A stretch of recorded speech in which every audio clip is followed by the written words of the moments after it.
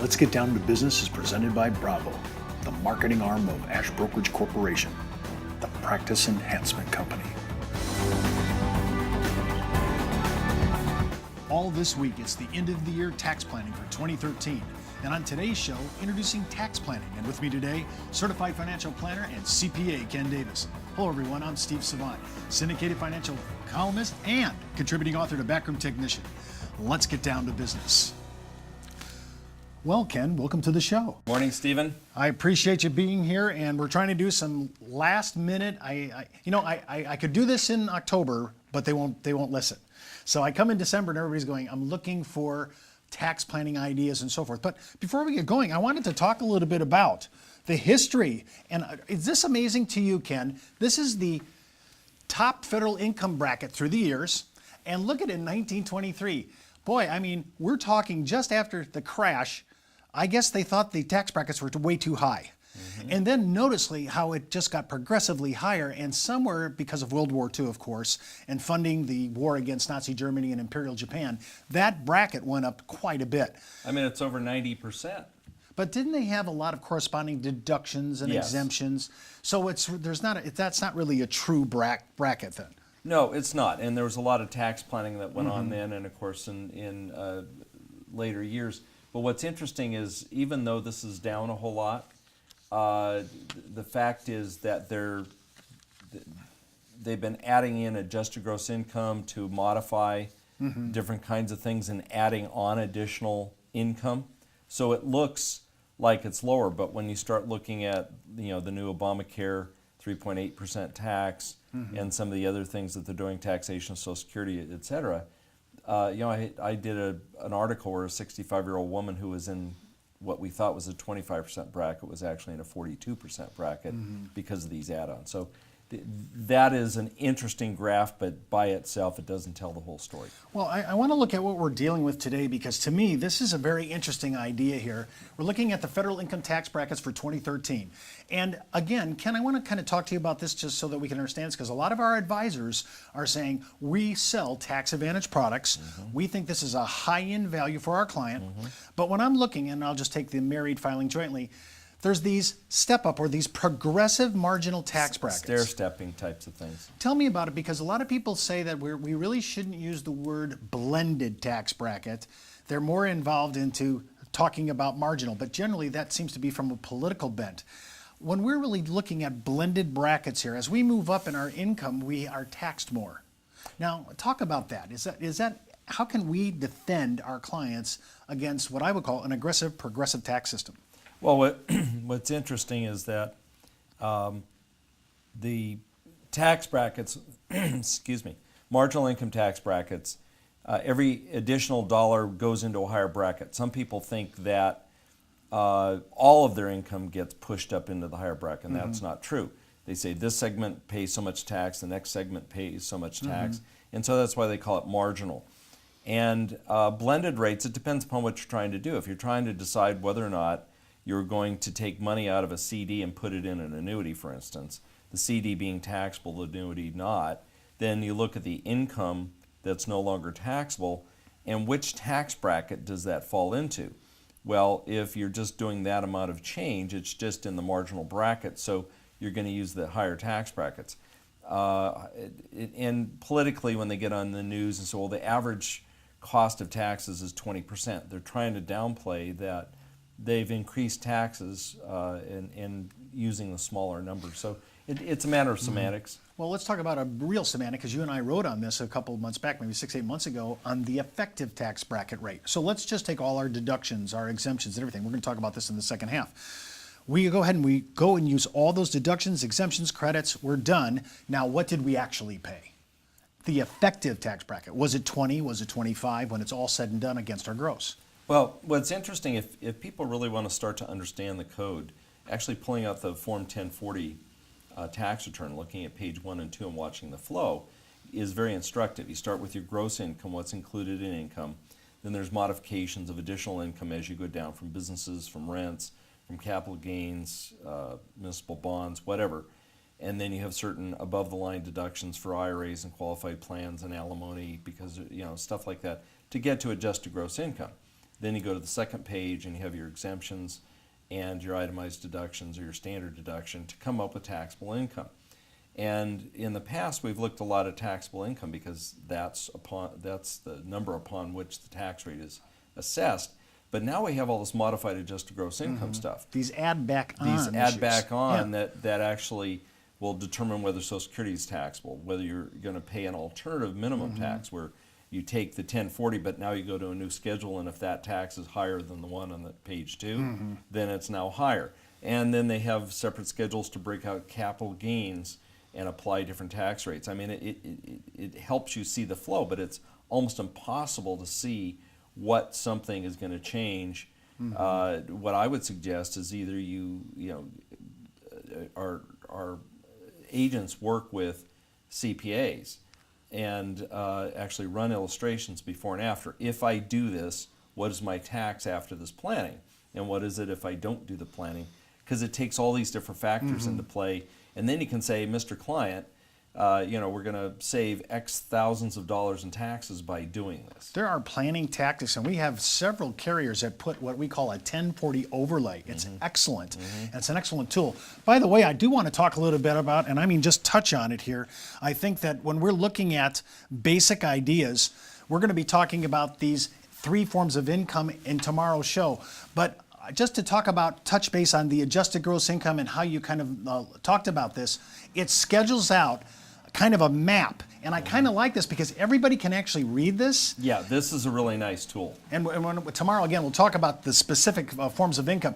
But remember, we're talking about Social Security. That's up to at $113,000 and some odd change. I think it's $400. We come back from the break. We're going to break down the tax deductions, the tax exemptions, and the tax credits so that you can have a basic understanding of end-of-the-year planning. And don't forget, you can request all the show's documents just as we use as sample examples from Backroom Technician at ashbrokerage.com. Or you can just sign up for your own 30-day free trial offer for Backroom Technician. Just go out to their website, brt.com/trialsignup.aspx. We'll be right back after the break. Back in the day, life insurance professionals were called field underwriters. Then, carriers trained their field force in the basics of life insurance underwriting. Today, the insurance industry doesn't educate the agent population as they once did. But now you can have the Informed Risk Guide at your fingertips so you can illustrate a reasonable rate class for your life insurance prospects. Just request your copy of the Informed Risk Guide at downtobusiness.ashbrokerage.com. It's free from Ash Brokerage, the practice enhancement company.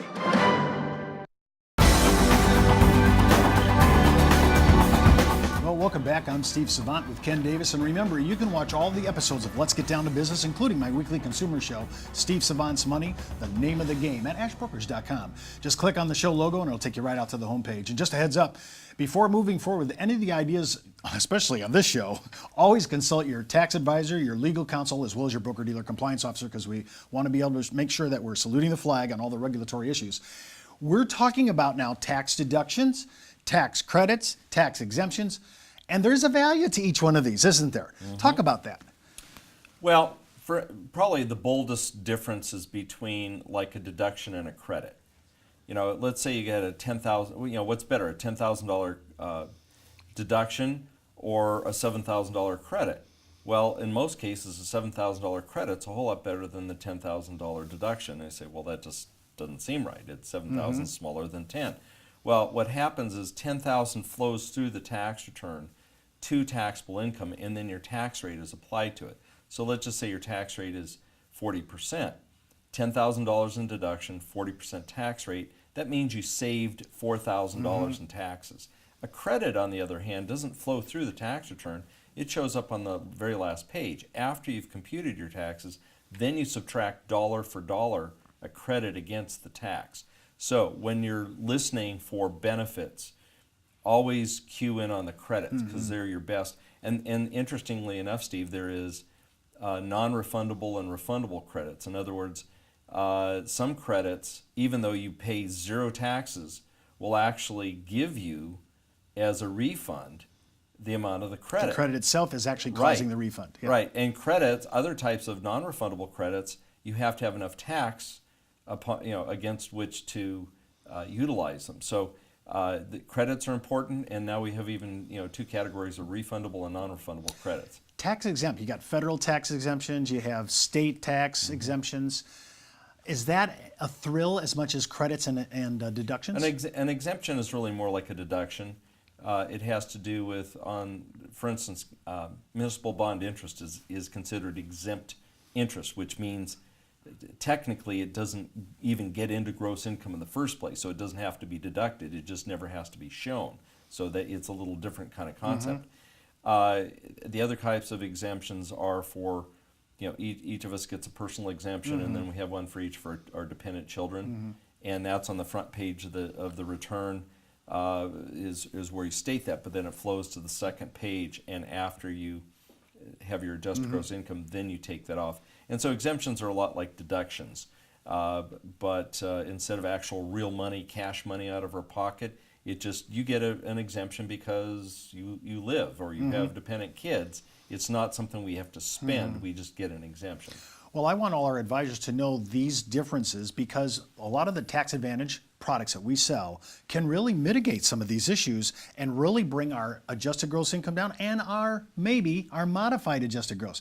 Now, Ken, talk about this because everybody says, I know what gross income is, what I take in, here's my adjusted gross income, but now we have modified adjusted gross income. Well, what's interesting is when you watch the newscast, they can't get into this amount of detail, nor do these people that are pontificating understand the law. And the fact is that when they say, high income earners, well, are they talking about gross income? Are they talking about adjusted gross income? Are they talking about taxable income? I would have assumed personally that they're talking about taxable income, but in fact they're talking about not only adjusted gross income, but they start with adjusted gross income, add in things like half your Social Security income, your tax exempt municipal bond interest suddenly shows up again and is included in the tax process. So something we think is tax-free really isn't necessarily true. So modified adjusted gross income is this concept that now is pervasive throughout the tax law, and it seems like every new tax change is now using modified adjusted gross income. And to make things worse, the definition of modified adjusted gross income for one item is different than a second or third item. So you listen carefully. Like I heard, if certain people make a certain amount of income, that they will be able to get credits against their medical insurance through Obamacare. Well, that sounds kind of cool until you actually look at it, and what they're talking about is, again, modified adjusted gross income. Okay, so really right now, just as the Obamacare is an example, we know that certain people are going to be qualifying for credits, but that's not credits based on gross. It's not their credits for Obamacare based on adjusted gross income. It's really based on modified adjusted gross income. Right, and it's not taxable income.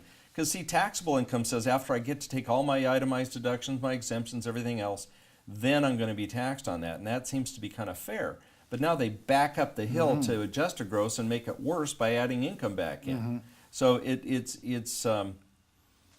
not very clear, and I don't think it's terribly honest, to be perfectly frank. Well, I've noticed, and this is where our advisors, this is very high-end planning that we can do for our clients in concert with our CPAs and accountants, because to me, a lot of people, I think, are under the illusion that all my Obamacare credits are going to be okay because I have, even at adjusted gross income, but after they add back on certain areas of the code into modified adjusted gross income, that may kick a lot of people out of the credits. Well, think about this, Dave. We think about tax planning for the rich, the wealthy, right?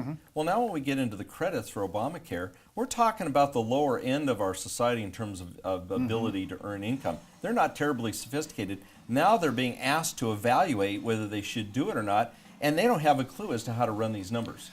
That's why what we're talking about today is not only for the affluent, but now we're doing tax planning for the middle class. Unbelievable. Well, that's our show for today. Remember, you can read all my online news commentary, advisor blogs, and articles at Producers Web, and my answers to consumer questions on the Insurance Library. And don't forget, you can view any of our past episodes on our on-demand section located at downtobusiness.ashbrokerage.com. So follow me on Twitter, Facebook, LinkedIn, or just email me, steve.savant@ashbrokerage.com. And remember, you could be wiser as an Ash Brokerage advisor.